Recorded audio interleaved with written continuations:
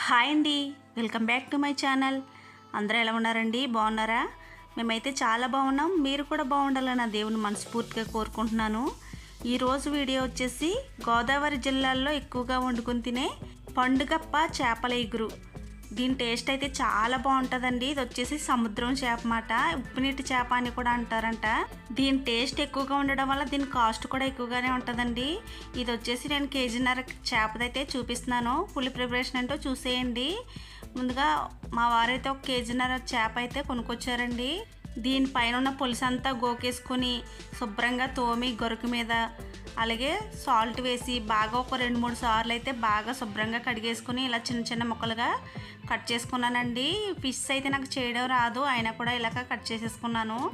ముందుగా ఇందులోకి మనం ఒక 1/2 టీ స్పూన్ పసుపు అయితే వేసుకోవాలి. ఇదే మనం ఫిష్ కట్ చేసే వాళ్ళ దగ్గర కట్ చేయించుకుంటే సన్నగా కట్ చేసేస్తారు, నాకు తెలియక లావుగా కట్ చేసేస్తాను అనమాట.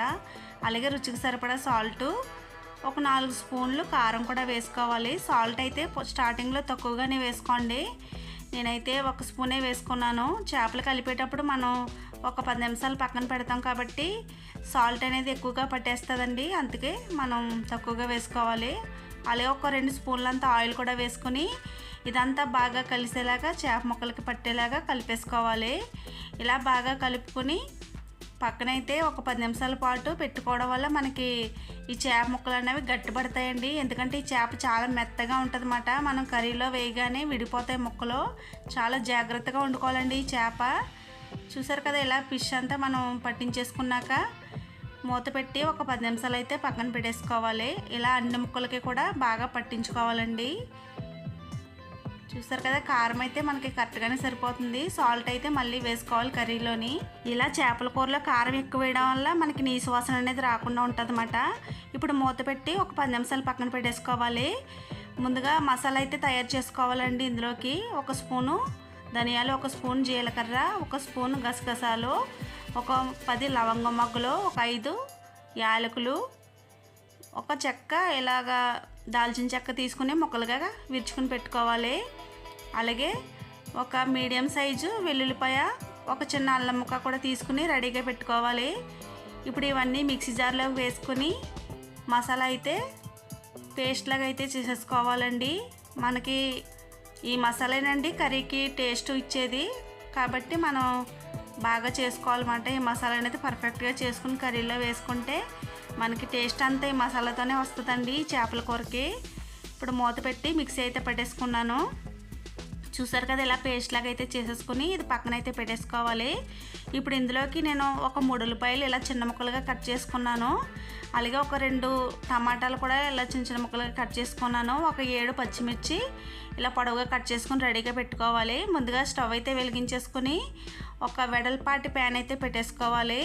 చేపల కూర వండుకోవాలంటే వెడల్పుగా ఉండేది అయితే తీసుకోవాలండి. అప్పుడే మనకి చేప ముక్కలు అనేవి విడిపోకుండా పర్ఫెక్ట్గా వస్తాయి. ఇప్పుడు ఇందులోకి తగినంత ఆయిల్ అయితే వేసుకోవాలి. ఈ చేపల కూరలకు అయితే ఆయిల్ ఎక్కువగానే పడుతుందండి, ఎందుకంటే మనం పులుసు పెట్టట్లేదు, ఎగురు పెడుతున్నాం కాబట్టి ఎక్కువగానే వేసుకోవాలి. ఇప్పుడు ఇందులోకి ఒక 2 రెబ్బలు కరివేపాకు వేసుకొని అది కొంచెం ఫ్రై అవ్వాక కట్ చేసిన ఉల్లిపాయలు, పచ్చిమిర్చి కూడా వేసేసుకొని గోల్డ్ కలర్ వచ్చేలాగా బాగా ఫ్రై చేసుకోవాలన్నమాట. మనము ఉల్లిపాయలు బాగా ఫ్రై చేయడం వల్ల మనకి తీపి అనేది రాకుండా టేస్ట్ అనేది బాగుంటుందండి. పచ్చిగా మాత్రం వేసుకోకూడదు. ఇలా ఇవన్నీ బాగా ఫ్రై అవ్వాకే మనం చేప ముక్కలు వేసుకుంటే మనకు టేస్ట్ బాగుంటుంది. చూసారు కదా, ఇలా బాగా ఫ్రై చేసుకోవాలి. కొంచెం ఇలా లైట్గా తిప్పుకున్నాక మూత పెట్టి ఒక 10 నిమిషాలకు ఒకసారి తిప్పుకుంటూ ఉంటే మనకి ఈజీగా ఉల్లిపాయలు అనేవి ఫ్రై అయిపోతాయి అన్నమాట. ఈ కర్రీ వల్ల చాలా లాభాలు కూడా ఉన్నాయండి. ఇందులో కాల్షియం అధికంగా ఉండడం వల్ల మనకి బోన్స్కి కూడా చాలా మంచిది అన్నమాట. చూసారు కదా, ఉల్లిపాయ అయితే ఇలా లైట్గా ఫ్రై అయిపోయాయి కదా. ఇప్పుడు ఇందులోకి మనం కట్ చేసుకున్న టమాటా ముక్కలు కూడా వేసేసుకొని అవి కూడా బాగా ఫ్రై చేసుకోవాలి. ఇలా ఫ్రై చేయడం వల్లేనండి మనకి టేస్ట్ అనేది బాగుంటుంది అన్నమాట కర్రీకి. ఇప్పుడు ఇందులోకి టమాటా ముక్కలు అయితే వేసేసుకుంటున్నాను. నేను చేసిన విధానంలో చేసి చూడండి, టేస్ట్ అయితే అదిరిపోతుందన్నమాట. ఇప్పుడు ఈ టమాటా ముక్కలు కూడా ఆయిల్లో బాగా ఫ్రై చేసుకుని బాగా మగ్గేలాగా ఫ్రై చేసేసుకోవాలన్నమాట. ఇలా ఫ్రై చేయడం వల్ల మనకి టేస్ట్ అనేది చాలా బాగుంటుందండి. అలాగే ఈ చేప పిల్లలైనా పెద్దవాళ్ళైనా ఎవరైనా తినొచ్చండి. ఇందులో ఒకే ముళ్ళు ఉండడం వల్ల పిల్లలకు కూడా చాలా ఈజీగా ఒలిచిపెట్టవచ్చు అన్నమాట. మూత పెట్టేసి ఇలా అయితే మగ్గించుకుంటున్నాను అనమాట. చూసారు కదా, ఫ్రై అయితే అయిపోయి ఇంకా గోల్డ్ కలర్లోకి ఫ్రై అయితే మనకి టేస్ట్ బాగుంటుంది. ఇలా బాగా ఫ్రై అయిపోయాక మనం రెడీ చేసుకున్న మసాలా అంతా ఇందులో వేసేసుకుని పచ్చి వాసన పోయేలాగా బాగా ఫ్రై చేసుకోవాలండి. అది కూడా మసాలా వేసాక కూడా మనం బాగా ఫ్రై చేయాలన్నమాట. చూసారు కదా, కలర్ అయితే బాగా చేంజ్ అయిపోయాయి. ఇప్పుడు ఇందులోకి మసాలా ముద్ద అయితే వేసేసుకొని బాగా ఫ్రై చేసేసుకుందాం. మసాలా బాగా ఫ్రై అవుతేనే మనకి పచ్చి వాసన అనేది రాకుండా ఉంటుందండి.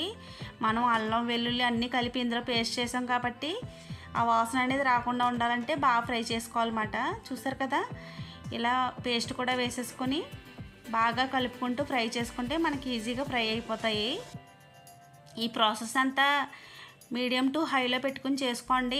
ఎందుకంటే అడుగు పట్టేస్తుంది అన్నమాట. మసాలా వేసేటప్పుడు, మసాలా వేసి వేపేటప్పుడు చూసారు కదా, అడుగు అనేది పట్టేస్తూ ఉంటుంది అన్నమాట. ఇలా ఫ్రై చేసుకున్నాక ఇందులోకి మనం కలిపి పెట్టుకున్నాం కదండి చేప ముక్కలు, అవన్నీ ఇందులోకి అయితే వేసేసుకొని బాగా కలుపుకోవాలన్నమాట. నేను ఒక్కొక్కటిగా వేసుకున్నాను, కానీ మనకి టైం అనేది ఎక్కువ పట్టేస్తుందని ఇంకా అన్నీ ఒకసారి వేసేస్తాను అనమాట. ఇలా వేసేసుకొని బాగా మసాలా అది పట్టేలాగా బాగా గట్టితో అయితే కలుపుకోవాలి. స్టార్టింగ్లో గట్టి పెట్టి కలిపినా పర్లేదండి. ఇది కొంచెం ఉడకాకైతే మనం గట్టి పెడితే చేప ముక్కలు అస్సలు సేప్ అనేదే ఉండదండి, పీసులాగా అయిపోతాయి అన్నమాట. కాబట్టి మనం స్టార్టింగ్లో ఇలా కలుపుకొని కాసేపు అయితే మూత పెట్టి మగ్గించుకోవాలన్నమాట. చూసారు కదా, ఇలా ఆయిల్లో మనం మగ్గించుకున్నాక అప్పుడు వాటర్ అయితే వేసుకోవాలండి. అడుగైతే మనకి పట్టేస్తూ ఉంటుంది. గరిటె పెట్టి అయితే బాగా కలుపుకుంటూ ఉండాలన్నమాట. ఇలాగ అన్నీ బాగా కలిపేసుకున్నాక మూత పెట్టి ఒక 10 నిమిషాల పాటు అలా ఉంచేసుకోవాలండి. చూసారు కదా, ఇలాగా చేప ముక్కలన్నీ కలిపేసుకున్నాక మూత అయితే పెట్టేసుకుని ఒక 10 నిమిషాలు అయితే అలా ఉంచేసుకుందాం మీడియం ఫ్లేమ్లోని. ఇప్పుడు 10 నిమిషాల తర్వాత మూత తీసి చూస్తే చూసారు కదా, చేప ముక్కలు అనేవి అడుగునైతే ఉడికిపోయి ఉంటాయండి. ఇప్పుడు మనం వెనక్కి అయితే తిప్పుకోవాలన్నమాట. ఒక పక్క అయితే ఉడికిపోయాయి కాబట్టి మరో పక్క అయితే ఇలా తిప్పుకున్నాక ఇందులోకి కొద్దిగా వాటర్ అయితే వేసుకోవాలన్నమాట. ముక్క మునిగేలా వాటర్ అయితే వేయకూడదండి, ఎందుకంటే ఇది ఇగురు కూర కదా. మనం తక్కువగానే వేసి ఉడికించుకోవాలన్నమాట. ఇందులోనే మనకి చాలా వరకు ఉడికిపోతుందండి. ఈ ఆయిల్లోనే మనకి ముక్క అనేది చాలా వరకు ఉడికిపోతుంది అన్నమాట. ఇలా అన్ని చేప ముక్కలు కూడా వెనక్కి అయితే తిప్పేసుకున్నాక ఇందులోకి మనం వాటర్ అయితే వేసుకోవాలన్నమాట. చూసారు కదా, అన్నీ కూడా నెమ్మదిగా తిప్పుకోవాలండి, ఎందుకంటే మనకి ఆల్రెడీ ఒక పక్క అయితే ఉడికిపోయి ఉన్నాయి కాబట్టి నెమ్మదిగా తిప్పుకోవాలి, లేకపోతే విడిపోతాయి. ఇలా అన్ని ముక్కలు కూడా వెనక్కి తిప్పేసుకున్నాక ఇందులోకి నేను మసాలా నూరుకున్నాను కదండి, అందులో నుంచి వాటర్ అయితే వేసుకున్నాను అనమాట. ఆ వాటర్ అయితే ఇలా వేసేసుకోవాలి.